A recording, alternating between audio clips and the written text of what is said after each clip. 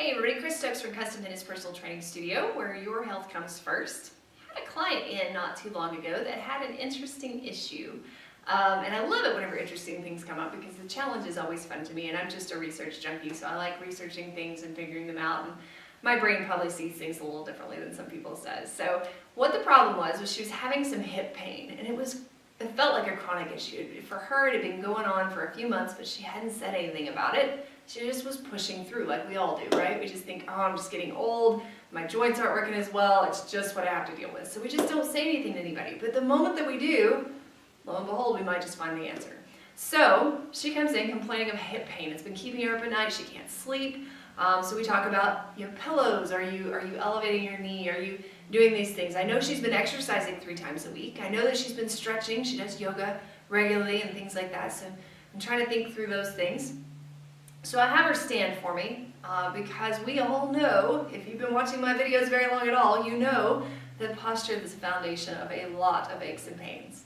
So I have her stand for me. And as she's standing, I notice that, I'm not sure if you'll be able to see, but as she's standing, her toes are forward, but her knees are pointing in towards each other, which means that her hips are then kind of crashing in towards each other. Have her perform a squat, and her squat, the knees come together on it. So we're having these issues here that while she has been doing certain exercises, maybe she hasn't been focusing on the form quite so much on those, or maybe something's happened where that pain is just causing things to get worse through form. So we go through these basic steps, but she was probably most surprised by the one thing that I asked her to do for homework. So we talked about the foundations of how to squat again, how to move again, all those things, and how to stand properly.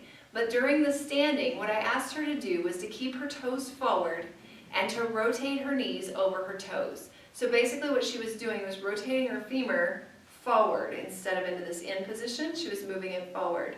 Now I asked her to do that 3 to 5 times a day as she was standing in line at the grocery store, as she was standing cooking dinner, as she was brushing her teeth in the morning, whatever she could find that she was standing, to really work on that rotation. Now she didn't move her feet, so as she rotated, as she turned her thighs, the feet did not turn out to the side, they stayed forward. It was just a matter of putting that kneecap right on top of the direction of her toes.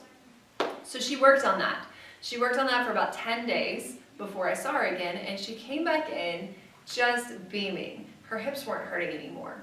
And she couldn't figure out what was so great about that one thing that would cause her hips to not move anymore, or not hurt anymore. And again, if you know me, education's kind of a big thing. So I sit down and talk with her about it.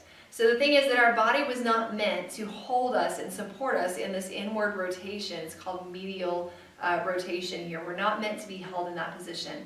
We have a lot of musculature through the hip, inside and outside. So when we think of the hip, we think of this fleshy part around us, right? The thing is that through the hip, you have basically in the pelvis a great big hole where the femur head sits, but a lot of musculature going in and out and through around that pelvis and through that whole connecting the bones, because that's how we move. We have to be able to lift our leg, turn our leg, and do all those things. And so as we do that, those muscles are all involved. Well, whenever you turn the knees in towards each other, it's a lot like other issues that we have. It causes undue stress on those soft tissues.